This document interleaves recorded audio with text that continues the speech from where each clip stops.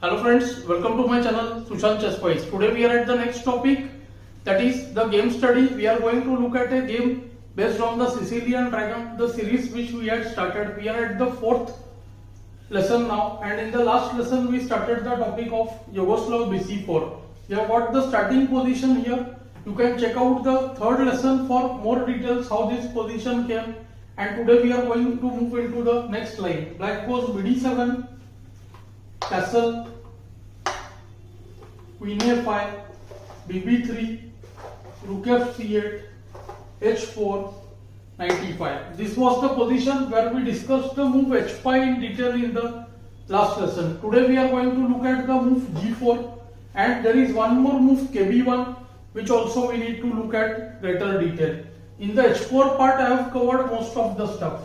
Here to g4 black has to play very precisely. This is one of the main lines, and black's play is not very easy. In spite of showing you this game, I must tell you that you may have to do some more home analysis as well. Two options are there, so we should have two ideas in mind. One of them is just b5, a sharp way to continue. Point is, if knight takes b5, then queen takes d2, rook takes d2, there comes knight f3, and after knight f3 bb5, it is black who has smashed the initiative. g4 and e4 are weak and black is simply better. So a slightly stronger opponent would never go for the move knight b5. The main move is h5 here, to which comes b4, and c4 is another alternative, but I find b4 more interesting. Knight e2 forced. Now knight c4, bishop c4, rook c4, kb1, trying to provide support to the c2 pawn. After rook c8, white can do hg, fg, bh6, many do direct bh6, many play the move instant rook c1. After bh6, white wants to trade bg7, so black avoids with the move bishop h8.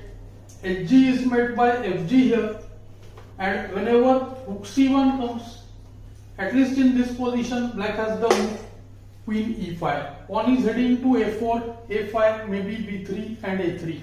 As I said, these positions are very sharp. They require more home analysis as well.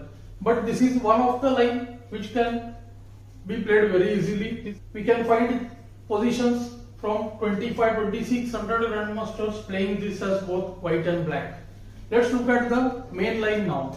The other line, which is my main recommendation, is the move knight c4. Black's idea is simple.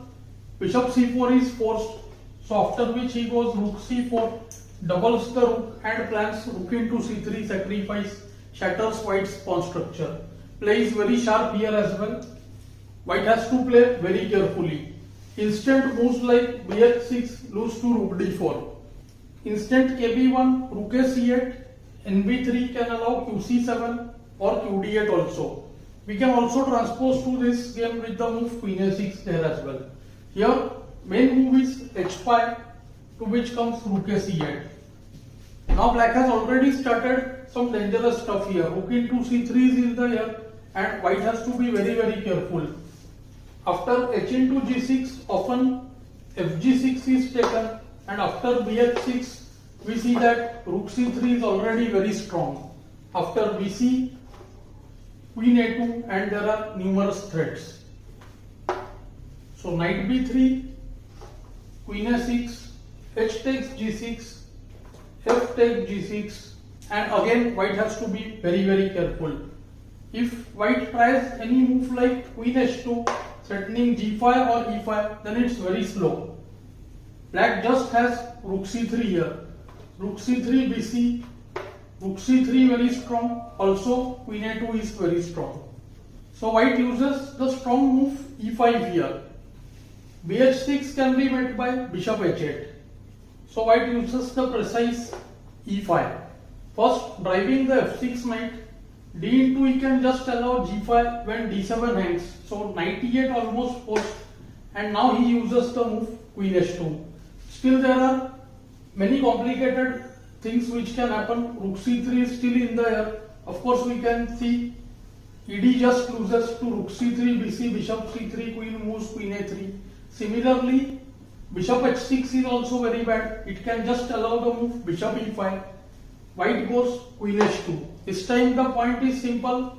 be5 or rook c3 both allow qh7 check. So black first goes h5. And again some serious problems I must say. If he goes d takes h5, which is the most natural move, then comes bishop e5, qg1, bishop takes c3. Rook c3 is another interesting way. Here the point is that after qg6, knight g7, it is black who is the aggressor. Do note that after bc3, rook c3, there are dangerous threats. bf5 is one of them. After rook g1, there is just rook c2, queen c2, rook c2, kc2, maybe queen a2. Thus, the move gh loses by force, we can say. White is almost compelled to play the move bishop d4, protecting the c3 square. But here too black generates very dangerous play. Rook takes d4, knight takes d4. The game which I was discussing, here black went d into e5, knight b3, and then he played knight d6. But white got some decent play after returning the exchange by rook d6 ed. So that was the game which ended in a draw. That is why I am considering it like a game study, because most of the game we have almost played over here. But otherwise, the move which I want to show you here is rook c3, bc, and now comes bishop e5.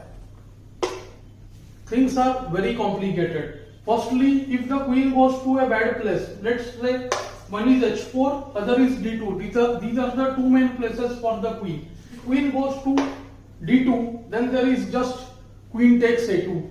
So qa2, qg5 forced, h takes g4, queen g6 check, knight g7, and this queen has to retreat back because already there is threat of bishop f4, rook d2, queen a1 mate.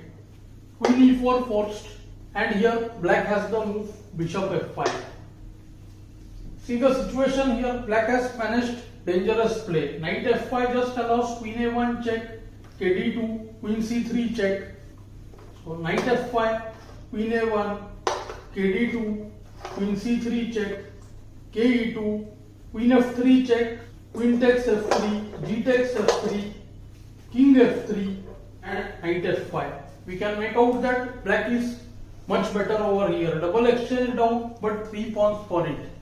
So this is kind of situation that dragon players are very much used to and they are keen to enter. So I hope you will like this kind of positions.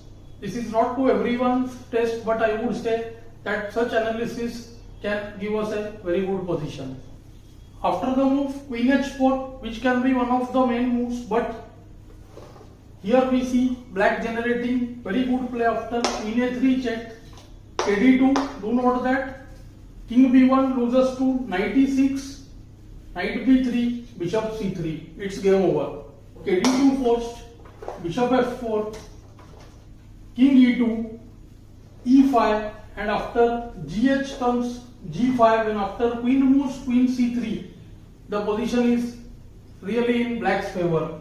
Even the knight on d4 hangs, so queen cannot move here. Perhaps rook g1, but then comes queen c3, and black is doing absolutely fine. Of course, the lines are very tricky and quite complicated, but this much knowledge is necessary while playing such an opening like Sicilian Dragon. I hope you will find the lesson useful and instructive. Thanks for your time.